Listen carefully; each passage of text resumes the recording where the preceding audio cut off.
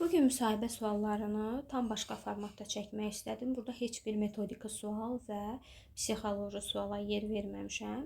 Çünki bu ilki imtahanda, yəni müsahibə mərhələsində düzdür, hələ mərhələ davam edir. Amma indiyənə qədər təşkil olunan müsahibələrdə diqqətimi çəkən məqamlardan biri də o oldu ki, ötən illərə nisbətən bu ilki imtahanda, müsahibə mərhələsində dünya görüşü ilə bağlı olan suallara çox yer verildi. Mən sizə burada qeyd eləmişəm sualları və bu suallar bir müəlliməyə verilməyib. Yəni bir neçə müəllimə verilibdir. Sadəcə olaraq sualları bir araya yığmışam ki, sizlərlə bərabər baxıb cavablandıraq. İçində elə suallar var ki, onlar çox sadədir. Yəni baxanda zaten cavablarını bilmək olur. Bəzi suallar var ki, onlar haqqında məlumatınız olmaya bilər. Bu tam normal bir haldır. Dünya görüşü suallarına cavab verilmədiyi halda müəllim müsahibədən kəsilərmi? Xeyr. Çünki dünya görüşü ilə bağlı olan suallar spontan olan suallardır və siz bu sualları araşdıracağınızı orada qeyd edirsiniz zaten. Yəni onunla bağlı sizi imtahanda kəsməzlər. Sizə məsələn 30 sual verilirsə, 30 sualın 25-i sırf ixtisasınız metodika ilə bağlıdır. 5 sual da dünya görüşü ilə bağlı verir. Bilmədiyiniz halda vurğulayırsınız ki, yəni bununla bağlı geniş məlumat əldə edəcəm. Yəni o sizi qorxutmasın. İndi isə keçək suala. Birinci sual 2025 nə ilidir? 2025-ci il bildiyimiz kimi Azərbaycan Respublikasının konstitusiya və suverenlik ili elan olunubdur da konstitusiyanın qəbul edilməsindən yəni 30 il keçir. 30-cu il dönümü olduğuna görə prezident 2025-ci ili konstitusiya və suverenlik ili elan edibdir. İkinci sualda konstitusiya nədir deyə vurğulanıbdır müəllimlər. Konstitusiya bizim qanunlar külliyyatı, yəni bir toplumumuz hesab olunur. Dövlətin ən yüksək qanunu da biz bunu adlandıra bilərik. Ölkə idarəçiliyi ilə bağlı verilən, yəni qanunlar olsun, hakimiyyətin bölgüsü olsun, həmçinin bütün insanların, yəni adi sıravi vətəndaş olsun, hüquqlarının, vəzifələrinin öz əksinə tapdığı bir sənəd hesab olunur.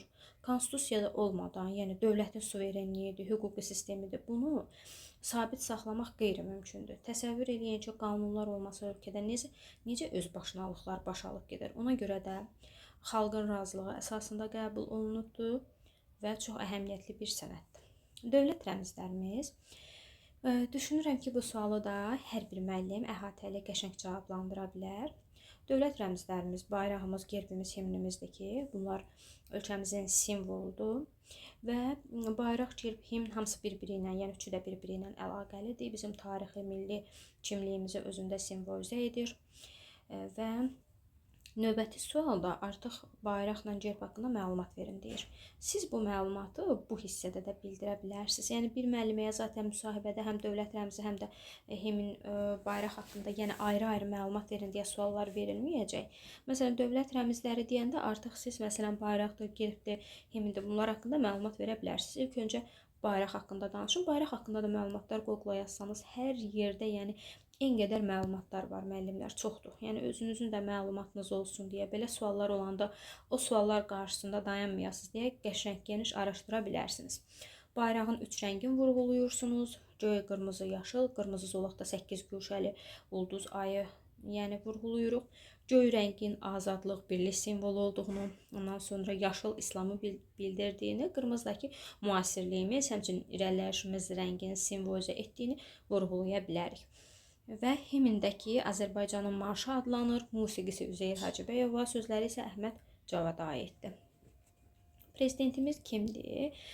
Prezidentimiz Azərbaycan Respublikasının prezidenti İlham Heydəroğlu Əliyevdir. 2003-cü ildən artıq yəni Azərbaycan Respublikasının dövlət başçısı olubdur. Sonra 2008, 2013, 2018, 2024-cü illərdə keçirilən seçkilərdə də yenə yəni səs vermə nəticəsində, xalqın səs verməsi nəticəsində prezident kimi yəni qəbul olunmuşdu, qalmışdı və prezidentin rolu haqqında qeyd edirsiniz ki, prezident yəni dövləti qoruyan, qanunların qəbulunda, diplomatiya, strategiya ilə bağlı qərarların verilməsində böyük gücə malik olan şəxsdir.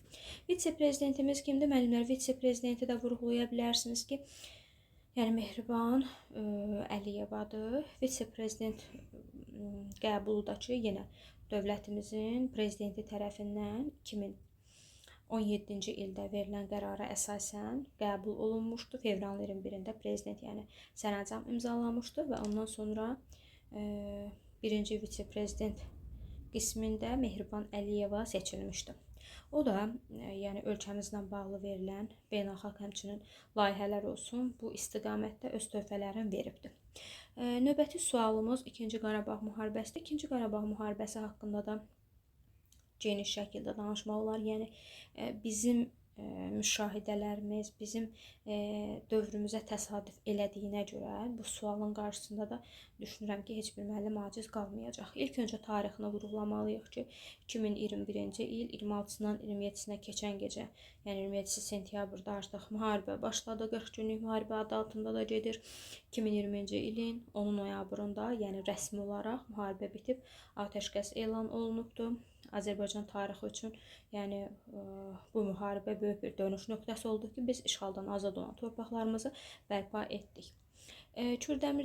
Kürdəmirdən olan şəhidləri sadalayın. Təbii ki, bu sual Kürdəmir ərazisində imtahan verən müəllimlərə ünvanlanacaq suallar silsiləsindəndir. İlk öncə, əgər heç bir şəhid adı bilmirsinizsə, suala belə cavab verə bilərsiniz ki, Kürdəmirdən bizim bir neçə qəhrəman şəhidlərimiz var, amma konkret addı, yəni saydı, bunun haqqında geniş məlumatım yoxdur, məlumat bazamda yəni tam bir siyahı yoxdur. Amma məhz bu barədə araşdırma aparmağa hazıram. Yəni bu kimi cavab verə bilərsiniz belə, amma 2020-ci ildə 2-ci Qarabağ müharibəsi zamanı əgər tanıyırsınızsa öz ərazinizdən olan şəhidlərin adını çəkə bilərsiniz ki, məsələn, burada qeyd edə bilərsiniz, indi mən axtarış eləyəndə adlarını qeyd eləmişdim. Cəmil Həşimlidir, Fərid Məmmədovdur, Adəm İlqaroğlu Əliyevdir, Nurlan Dadaşovdur, Nahid, Ramil, İlqar və s. Yəni bunların adını vurğulaya bilərsiniz, əgər məlumatınız varsa. Yoxdursa da yenə dediyim kimi sualı bayaqları araşdırma üzərində, yəni bayaqlar dediyimiz kimi cavablandıra bilərsiniz. 8 noyabr nə günüdür? 8 noyabr bu da yenə görürsünüz müəllimlər müharibə ilə bağlıdır. 8 noyabr Azərbaycanın zəfər günü kimi qeyd olunur. Yəni 2020-ci ildə Şuşanın azad edilməsi ilə birbaşa bağlıdır və Vətən müharibəsinin mühüm mərhələsinin özündə əks etdirir. Zəfər günü bizim həm milli birliyin, həm də Azərbaycan ərazi bütövlüyünün bərpasının simvoludur. Azərbaycan pedaqoji əsərlərinin müəlliflərindən kimləri tanıyırsınız? Məsələn, burada qeyd eləyə bilərik, vurğulaya bilərik Üzeyir Hacıbəylini. Yəni musiqi pedaqoq kimi tanınsa da, o həm də yaradıcılıqda milli mədəni dəyərlərin tədrisinə də böyük xidmət göstəribdir. Əhməd Cavadın adını vurğulaya bilərsiniz, müəllimlər şair olubdur, pedaqoji düşüncədir, milli maarifçiliyə böyük təsir göstərən, yəni dəyərlər ötürübdür. Adlarını vurğulamaq olar. Bu gün nə günüdür sualıdakı spontan sualdır. Yenə də getdiyiniz gün nə günüdürsə, yəni həmin gün hansı gündürsə, o gündən bağlı bir Google-da araşdırma edib gedə bilərsiniz ki, bu da gündən günə dəyişir. Dirçəliş gününün əhəmiyyəti nədir? Dirçəliş gününün əhəmiyyəti xalqımızın mənəvi, milli qüvvəsinin yenidən doğulmasıdır. Milli kimliyin bərpa olunmasıdır. Yəni bərpa olunması ilə bağlı bir gündür. Və bu gün milli yaddaşı gücləndirməkdir, keçmişi xatırlamaqdır. Həmçinin gələcək nəsillərə vətənpərvərlik hissini ötürmək üçün mühüm bir fürsətdir. Dövlət və təhsil qurumları üzr istəyirəm. Dövlət də təhsil qurumlarıdır. Bu cür günləri xüsusilə qeyd edirlər ki, gələcək nəsillərə də, uşaqlara da vətən sevgisini ötürə bilsinlər.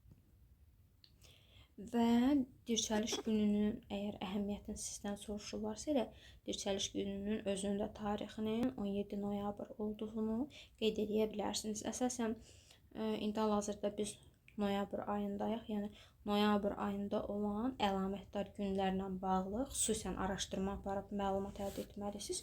Çünki belə sualların müsahibə ərəfəsinə, yəni getdiyiniz müsahibə əgər noyabr ayına təsadüf edirsə, fərqi yoxdur, noyabr olmasın, digər aylar olsun, mütləq həmin aylarda olan xüsusi günlərə diqqət yetirmək lazımdır. Və elə növbəti sualımız da bundan bağlıdır ki, noyabr ayında olan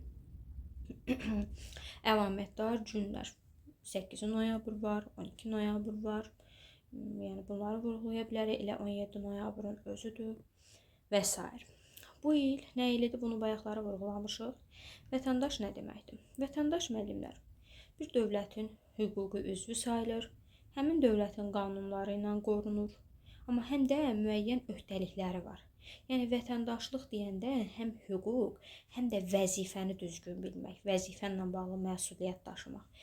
Məsələn, vətəndaşsansa seçkilərdə iştirak edirsən, vergi ödəyirsən, eyni zamanda dövlətin qanunlarına riayət edirsən. Vətəndaşlıq, yəni sözünün anlamı həm öz öhdəliyini bilmək, həm də hüquqlarını qorumağı bacarmaqdır. Qeyd nəyi bildirir? Əgər biz dövlət rəmzlərimiz haqqında geniş məlumat əldə edəcəksə, deməli gerb haqqında da bizim artıq məlumatımız olur və gerblə bağlı bizə verilən sualları rahat, geniş şəkildə əkslətdirib danışa bilirik. Məsələn, gerbin elementlərindən palıd, yarpaqları da ulduzdur, aydır. Bunların xüsusi məna daşıdığını, gerbin dərin simvolizə olduğunu vurğulaya bilərik. Ölkəmizin tarixi, mədəni dəyərləridir, dövlət statusu haqqında, yəni bir mesajı özündə əks etdirdiyini vurğulaya bilərik. Yəni milli simvolumuz hesab olunur. Gerbin üstünlükləri, daha doğrusu gerbin üstündəki palıd nəyi bildirir? Palıd əsasən gücdür, möhkəmlilikdir, dözümlülükdür.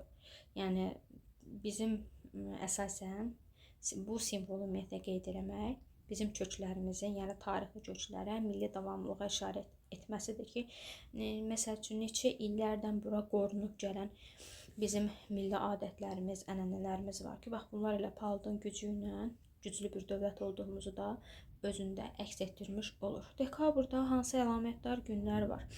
Dekabrda qeyd edə bilərik, məsələn, nələri vurğulamaq olar? Bir dəqiqə fikirləşək bundan bağlı. Ən belə yaxşı yadımızda qalan günlərdən biri elə 31 dekabr Dünya Azərbaycanlılarının həmrəylik günü. Bunu qeyd edə bilərsiniz. Bir də əlavə olaraq 10 iyun daha doğrusu 10 dekabr insan hüquqları günü kimi də qeyd olunur. Bir də bunu vurğulamaq olar. Yəni bir tarixi də desəniz ən azından sualı cavablandırmış olursunuz. İndi mən başa düşürəm sizlər ki, bunlar hamısı tarixdir. Bunların hamısını belə sayıb tökməklə yadda saxlamaq çətindir. Ən azından bir əlaməti bilmək yaxşıdır.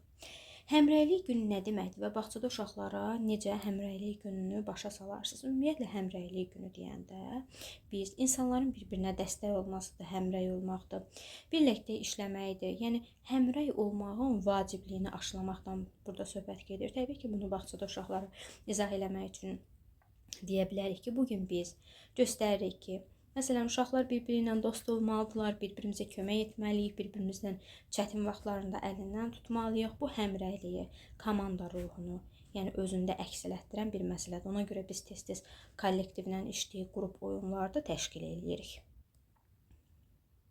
Növbəti sual, yaxşı vətəndaş olmaq üçün hansı keyfiyyətlər olmalıdır? Əslində, bayaq vətəndaş sualında bunu cavablandırdıq. Təbii ki, yaxşı vətəndaşdan gözlənilən keyfiyyət göstəriciləri nədir? Yaxşı vətəndaş məsuliyyətli olmalıdır.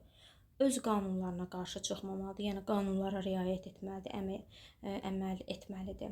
Cəmiyyətin rifahını düşünməlidir, yəni yalnız öz mövqeyini yox. Hörmət, ədalət, empatiya hissi kimi keyfiyyətləri özündə formalaşdırmalıdır. Yəni insanlarla münasibət zamanı, yəni humanizmi gözləməlidir. Vətənpərvərlik hissi aşılamalıdır, həm evdə, həm çöldə övladlarını bir vətəndaş kimi yetişdirməlidir. Yəni bunları vurğulamaq olar. Növbəti sualı cavablandırmışıq deyə baxmayaq. 26 iyun nə günüdür? 26 iyun yəni Silahlı Qüvvələr günüdür və ilk dəfə 1918-ci ildə, yəni AXC ilk orada milli hərbi hissəni yaratmışdı. Elə onun şərəfinə də Azərbaycan Respublikasının Silahlı Qüvvələr günü 26 iyuna təsadüf etmişdi. Nazirlərimiz kimlərdir? Nazirlərimiz haqqında məlumat vermək üçün də yəni bu sualın da cavablandırılması yenə tarixə əsaslanan bir sualdır, tarix ixtisası ilə bağlıdır, amma yenə də sadə 2-3-ünün adını çəkmək olar. İlk öncə baş nazirin Əli Əsədov olduğunu vurğulayırıq, sonra Daxili İşlər naziri. Bu həm də televiziyaya da baxanda ən çox səslənən adlardandır da Vilayət Eyvazovdur. Ondan sonra Xarici İşlər naziri Ceyhun Bayramovdur. Sonra Maliyyə nazirimiz Samir Şərifovdur, İqtisadiyyat naziri Mikail Cabbarovdur, Müdafiə naziri Zakir Həsənovdur. Bunların adını vurğulaya bilərik. Növbəti sualı necə cavablandırmaq olar? Prezident harda işləyib əvvəllər? Əvvəllər, yəni hələ prezident olmamışdan öncə Heydər Əliyevin yanında prezident köməkçisi vəzifəsində çalışıbdı. Bir də belə yenə axtarış eləsə, araşdıracaq görəcəyik ki, prezident olmamışdan öncə neft şirkətində də vitse-prezident idi, səhv eləmirəmsə. O vəzifədə çalışıbdı. Prezident icra aparatında da işləyibdi. Yəni bunları vurğulamaq olar. Göğüsdən müqaviləsi ilk öncə müəllimlər, yenə müqavilə haqqında məlumatı axtarıb, araşdırıb, dediyim kimi hər yerdə bu məlumatlar yazılıbdır. Yəni Gülüstan müqaviləsi, onun haqqında yenə də araşdırıb deyə bilərsiniz ki, 1813-cü ildə yəni baş veribdi. Rusiya ilə İran arasında imzalanan bir müqavilədir. Əsasən bu müqavilənin bizim ölkəmiz üçün nəticəsi nə olub, yəni ona diqqət yetirməliyik. Təbii ki, bir tərəfdən yəni ziyanı oldu ki, Azərbaycanın şimal hissələri Rusiyanın tabeliyinə keçdi. Yəni ziyanı bu oldu. Sonra məsəl üçün Azərbaycanda olan xanlıqlar da öz qüvvələrini itirdilər. Artıq xarici qüvvələr tərəfindən idarə olunmağa başladılar. Və təbii ki, torpaqlarımız getdi deyən, yəni bir sıra ərazilər Rusiyaya birləşdi deyən, Rusiya imperiyasının tərkibinə keçdi deyən, yəni bu bizim üçün ziyan oldu. Müsbət faydasını soruşsalar, xeyrin də onu vurğulaya bilərik ki, bir növ Rusiyanın himayəçiliyində olduğumuz müddət ərzində, dövr ərzində təhlükəsizliyimiz təmin olundu. Yəni müsbət tərəfi də bunu vurğulamaq olar. Daşaltı əməliyyatı da müəllimlər, ümumiyyətlə mənim də yadımdan yəni çıxmışdı. Artıq 9 il olar ki, yəni orta məktəbi bitirmişik də, orta məktəbdə bir növ əldə etdiyimiz məlumatlar silsiləsindən idi. Sonra belə araşdırma apardım və çalışacağım sizlərə də ən sadə dildə izah edeyim, yəni lori dildə izah edeyim ki, yadda qalsın. Daşaltı əməliyyatı 1992-ci ildə olubdu. Azərbaycan hərbi ordusu Daşaltı kəndini, yəni ermənilərdən, erməni işğalından azad eləməkdən ötürü bu əməliyyatı təşkil ediblər. Məqsəd də kəndi geri qaytarmaq olub, yəni Azərbaycan torpaqlarını qorumaq idi. Əməliyyat uğurlu olub, kənd yəni bu əməliyyatdan sonra azad oldu və düşmən geri çəkilibdi. Yəni qısaca belə vurğulaya bilərsiniz. Yaşayan milli qəhrəmanlar ilk öncə yəni hələ ümumi bir məlumat verməlisiniz ki, yəni hal-hazırda bu ada sahib olan, vətən üçün xidmət edən şəxslər yaşayan milli qəhrəman, yəni statusunu daşıyır ki, bunlar ölkə tərəfindən ən yüksək dövlət mükafatı verilən şəxslərdir. Və əgər bilirsinizsə, yenə məlumatınız varsa, həmin məlumatları da yadda saxlamaq üçün müəyyən ətrafınızda olan insanların adları ilə yadda saxlaya bilərsiniz müəllimlər. Hökmən bilirəm, bu adlar çoxdur, bunları yadda saxlamaq bir qədər çətindir. Hərəsinə aid heç olmasa 2 nümunə gətirə bilərsiniz. Məsələn, Mədət Quliyev, Zabit Quliyev, ikisinin də soyadı Quliyev. Quliyevdir. Bunları məsələn qruplaşdırıb belə yadda saxlaya bilərsiniz və s. Yəni də araşdırsaz, axtarsaz özünüz də bu siyahı ilə tanış olacaqsınız.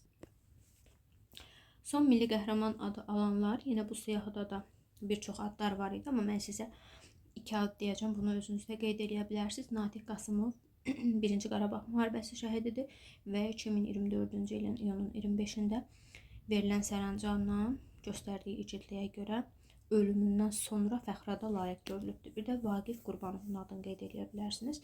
O da silahlı qüvvələrdə təyyarəçi olubdur. 1992-ci ildə şəhid olub. 2025-də də verilən qərara görə Azərbaycan milli qəhrəmanı adına layiq görülübdür. Yəni Natiq Qasımov və Vaqif Qurbanovu qeyd edə bilərsiniz. Qadın milli qəhrəmanlar, qadın milli qəhrəmanlardan Hökmə Əliyevanın adını qeyd edə bilərsiniz. Ondan sonra Gültəkin Əsgərova həkim kimi, yəni cəbhədə fəaliyyət göstərirdi. Salatın Əsgərovanı vurğulaya bilərsiniz. Ona da 1991-ci ildə milli qəhrəman adı verilib.